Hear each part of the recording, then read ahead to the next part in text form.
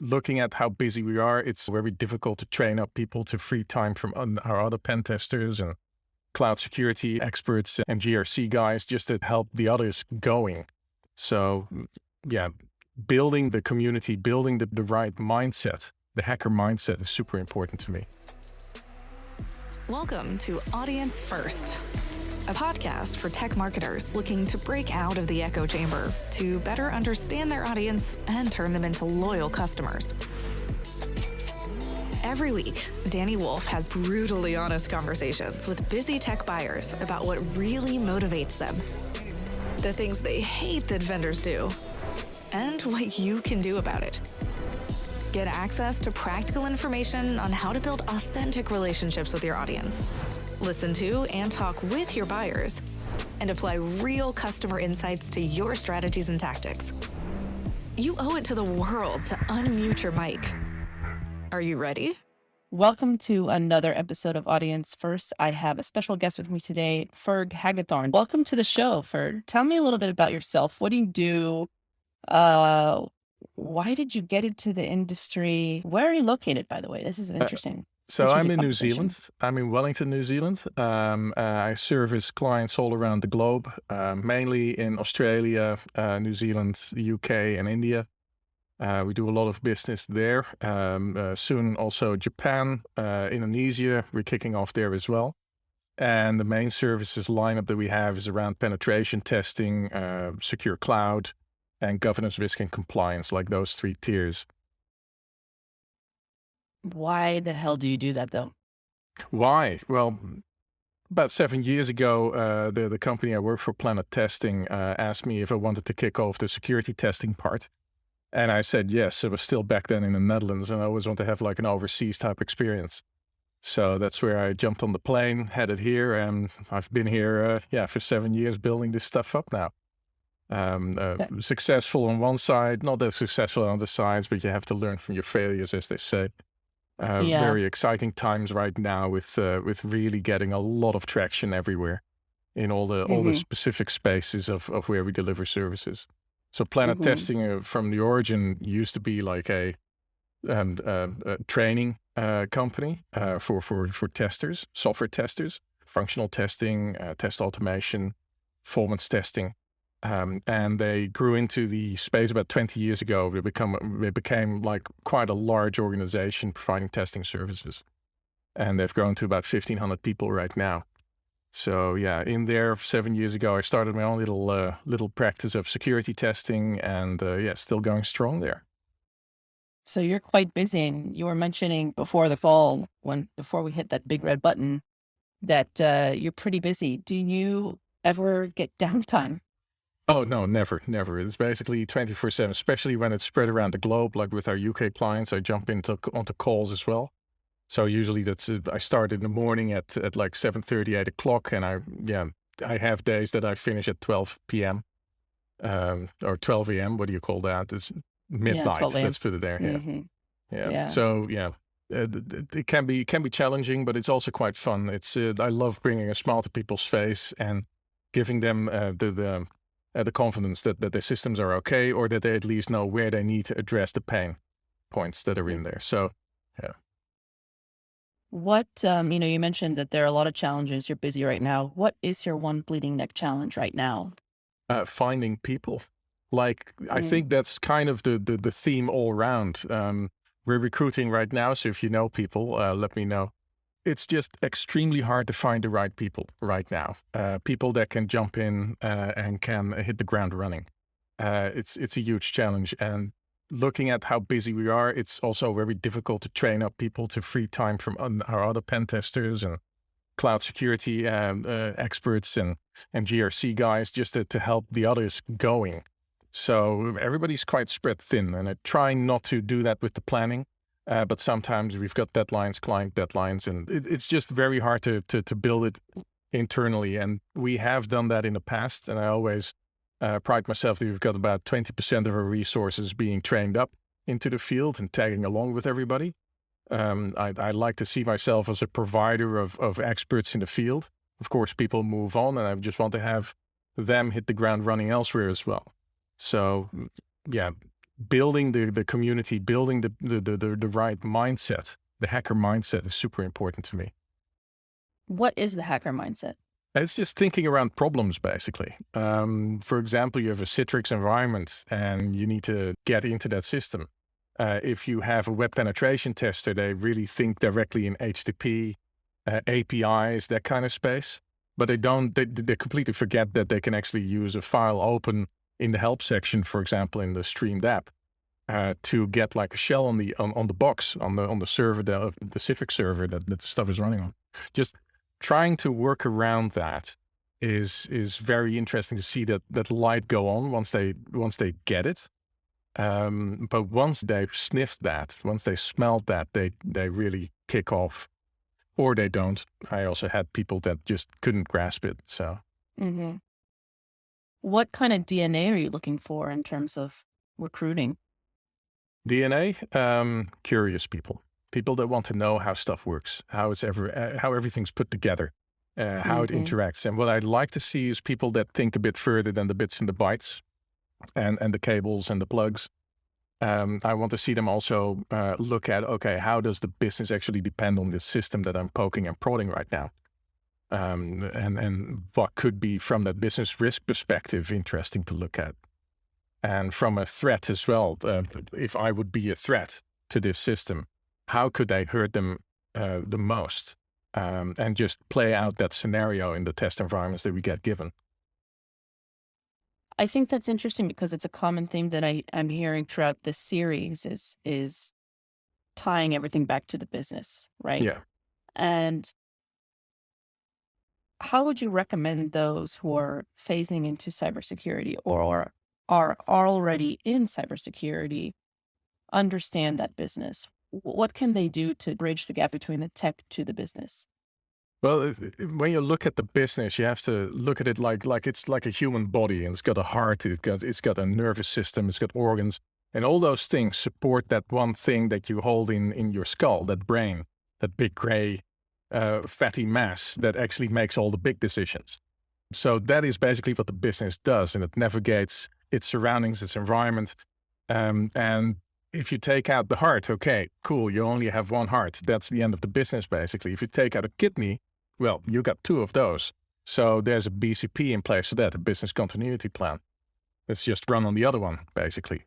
So just to get them to see that bigger picture is very important to me. And that every business has like business maxims, values, and a mission, and you usually can glean that from the website. Once you look at that, you know how to put the system under test in perspective to that. And if you still don't know, you can always ask. Communication. Yeah. Key. Yeah. Definitely, yeah. I love that. So I want to dig into some of the juicy stuff here. Yeah. Which gets a lot of traction because we always want to know, as marketers and sellers, what you hate most about this industry, the cybersecurity industry. Cold calls. I really hate those cold emails or whatever you want to call them. I get a lot of those and they go straight into my spam folder. It's just not necessary to do that. If I need something, I'll reach out. I'll do my initial assessment. I'll reach out and go after that. The second thing is overpromise and underdeliver. Just be honest what the product can and cannot do. And I asked a couple of vendors that I work with and have worked with in the past. Okay, so from a business risk perspective, let's say this SaaS product or this DaaS product or this scanner that you have, does it know when there's a business logic flaw in here? And 9 out of 10 times they immediately say yes, which is absolutely blatantly false. Because how can a scanner understand the context in which an application actually works inside a business? And if you can't put it into the app so that it knows that, and most of these tools that you can get, they can't do that, if not all. Yeah, you can't do that proper business risk assessment, business security risk assessment. Right. You mentioned that you have a way of going about evaluating solutions. When you are ready to evaluate a security product, how do you first and foremost go about researching a security product? What does that journey look like? How do you actually go about separating the wheat from the chaff? Because there are so many solutions out there. We're very selective with the tools that we use. So usually we go for something that is highly rated, very well known in the market. So that gives us kind of a head start in that space. Then to see how we can really apply it to customers and then the customer experience and support that. We usually have it run in shadow. So we do our regular penetration test, we do our regular cloud security scan, but we have that tool support us in the back and just see what the output is. We won't use it yet for the client report, but we just see if it picks up the stuff that we regularly pick up when doing our manual checks or using our other suites of tools. And from there we can say, okay, we know the strong points, the weak points, etc. So I'll give you an example, source code analysis, for example. There are so many tools out there, and what we found when we integrated, for example, in the DevSecOps type pipeline, a CI/CD pipeline, you want to use like a set of tools. Some are really strong in finding certain issues, others are stronger in other issues. Just you need to look also what type of code you're scanning, what kind of issues are predominantly in that type of code, what you would expect to find there just by the basis of how people code in that language, and what kind of security issues they introduce by certain coding styles. So we usually come up with a package of 2, 3, sometimes 4 tools, depending on how big the stack is that we're looking at, before we actually say, okay, this is something that gives us like 80, 90% coverage. You mentioned you look at high ratings. Where do you look at those high ratings? It sounds a bit corny, but we look at like stuff like Gartner. And there's a couple of websites out there where you can pit some tools against each other and have a look at the comments of people that actually use it underneath that. So But there's usually, Gartner. yeah, Gartner is one of them. Yeah, yeah, the magic Any other quadrant. ones? Any other ones you want to divulge so that we understand, or Just a Google search basically, and looking at Google references search there. We also references? ask our customers, a lot of customers, they have tools as well. Of course, we can't know everything. We sometimes come into an organization and they have tools that we've never heard of, because there's so many of them out there. And then we just do a bit of due diligence on them and see how well they've been integrated, if they're looking at the right stuff, and what the detection rate is on issues that we want to detect. It's mainly on the development side, I have to note that. So it's really on the product creation side instead of the consuming that product. So you do your evaluation and you have a selection of 4 tools, more or less. Yeah, Do you do for a specific how, goal. Yeah, yeah. so you choose all those 4 tools for a specific goal, or is it just and use them all in conjunction, or is it one tool that you're We using? usually use a combination of tools to look for the same thing. So, for example, Mm-hmm. source code, we use like Veracode, SonarCube, Fortify, yeah, whatever you like in that space. Yeah. And we do that. We select the tool based on how well it detects issues in the current code base. Mm-hmm. Some tools are stronger in Java, the others are stronger in C. Some are much better in JavaScript pieces, and you name it. So, yeah, it's just from that perspective. We need to be selective, and we usually mix like open source with commercial off-the-shelf type of tools. Mm-hmm. Do you ever find that those comparison sheets on websites help at all, or are those too subjective for you? Um, they do help. They do help. Most of them are actually pretty good. But when it comes down to the nitty-gritty, the real small stuff, usually they exaggerate a bit of what the tool can do and how fast it is, and how easy it is in use. So that's all rose-colored glasses. But once you've got the stuff trained in well, it usually does as advertised, but there is a learning stage in front of it. And yeah, that's something that it would be nice if there would be more open forums in how to use the commercial off-the-shelf tools. That's interesting.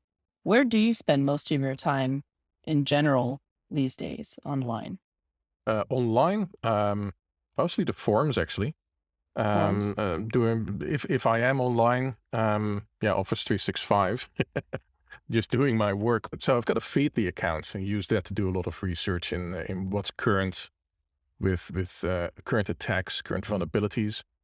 I don't spend that much time online elsewhere actually. Mainly it's in the product forums as well. So let's see. Here we go. I have a good list here. I'm building a little shit list. And I always like to dig into the worst thing you've experienced from a vendor. So if there's any kind of story you have there to give a little bit of color for us listening here, what's the worst thing you've experienced from a vendor that you are evaluating or engaging with?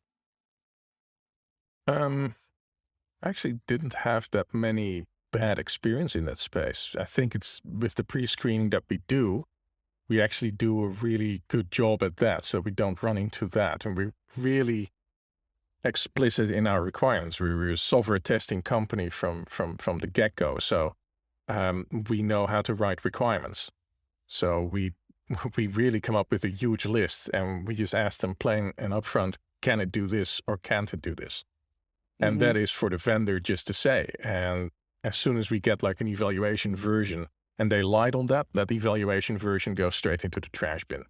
That's the end of the relationship from my part as well. They just get one shot. Either you're upfront and honest at the start, and if you're not there, then no, that's not then you're not a good partner for us. Then we move on. Are there second chances though in security when it comes to So vendor it relationships? depends. We worked with a company. It was a really young startup, and of course they tried to punch above their own weight. And they had a really cool product, and that's actually what we're using right now. But in the beginning, they said they were ready, but after our evaluation, we gave them a number of pointers and saying, no, this doesn't work yet. So we came back like 2 years later, and we actually saw that they had improved exactly those points that we asked them to improve. And that's when we said, okay, let's move forward with this. This works really Nice. well. Really Nice. happy. It's a threat intel type company as well. And that does profiling of your external exposed systems. So yeah. Nice. So then let's flip it on its head. That's a pretty good experience. I like hearing that vendors are listening to feedback and applying it to the product roadmap. But what's one thing a vendor has done that has made you feel good? Just being very approachable, especially the technical support side of things, like having a direct line to a really good pre-sales guy or a really good technician that actually knows the code of the system that you're working with. And just keeping those lines exceptionally short. I really like that because it makes me feel very valued. And we also get somewhere. We're professionals from our side, especially in the software testing space. And I expect them to be professionals from their side as well as somebody that creates software that we actually use. So from that perspective, it's just really nice to see if they open up a channel like that for us, that we don't have to go through 6 layers of management before you can actually show somebody that knows what we're talking about, where the problem might be with a certain product or system or what we're using. All right, take me through. We're heading towards the end of the session. I want to know, what is one thing you want to impart on the audience today? For those who are actually actively listening and applying these insights. Well, I've got a rant here. It's because I'm living so much on the left side of the software development lifecycle. So the when the software is being architected, designed, built, then tested, then put into a pre-prod environment, production environment. Actually, I've got 2 pet peeves there. The first pet peeve is protect your test environments, for Pete's sake. Because 99% of the time that I walk into a client and ask, where is this data coming from that you're testing with? Oh, that's a copy of production. Second question is it as well protected as in production? Answer, 99% of the time, no. It is also one of my favorite targets if we do like a red team exercise. I don't go after the well-protected stuff because they see me there. I go after the test environments. Very much fun to do, and they just don't see me coming in. They don't see me sneaking out terabytes of data.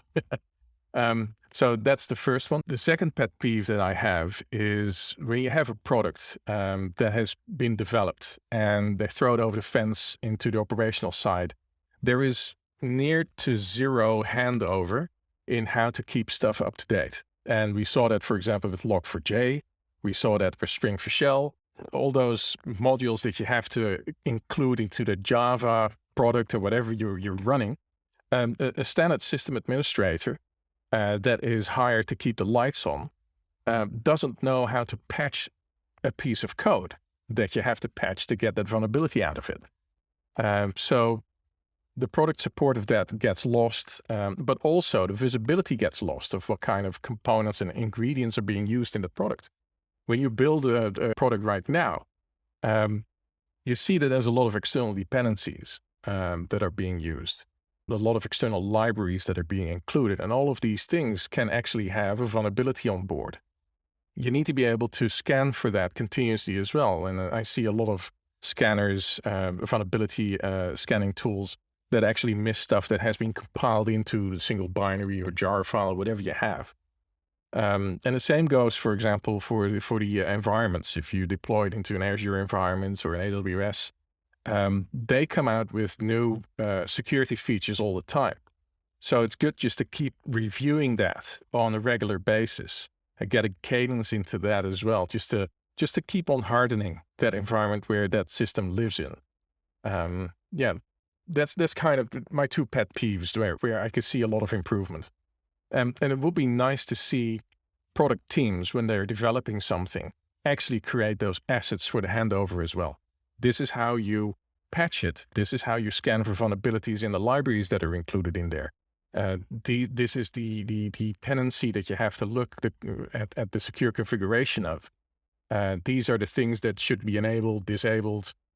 These are the benchmarks you should actually run against it and have like a nice security scanning package basically attached to it that the operational side can continuously run just to keep everything nice and patched and up to date.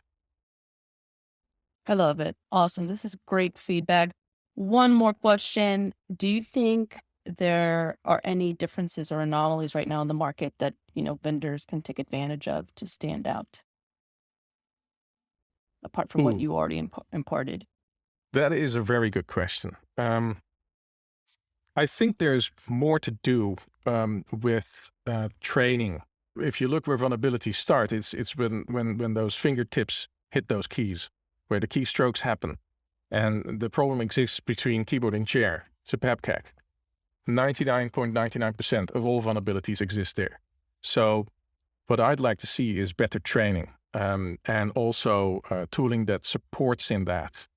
So tooling that trains up while it finds issues so that you can get better and gamify that stuff. Seriously. If you get that SQL injection out of it, first time that you get caught putting a SQL injection or cross-site scripting attack into your web app, you get like, that's not good. This is how you fix it. And it goes through training and it shows people, developers, where that issue exists and how it exists and how it came to be. The second part that I'd like to see there is that it keeps track of how often you could have made that mistake. And then says, oh, you could have made the mistake, but you actually did well this time. You learned from your last mistake. And just put like a score against that. Gamify it and say, okay, this dev has like a 6-year track record of not introducing any security vulnerabilities. Here's a big fat prize. Drive home in your Tesla Model 3, whatever. Just seriously, add a draw to something cool like that. Just to motivate people to do better in that space. Yeah.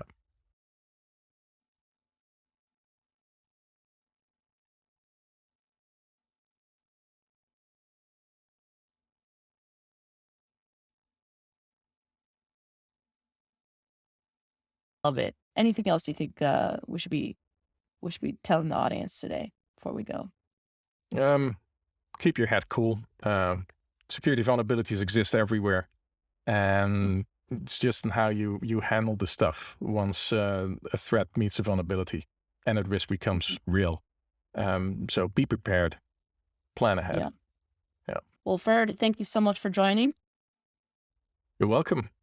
Pleasure to be here. for tuning in to this episode of Audience First. If you like what you've heard, feel free to follow or subscribe to Audience First on Apple, Spotify, or any of your favorite podcast streamers.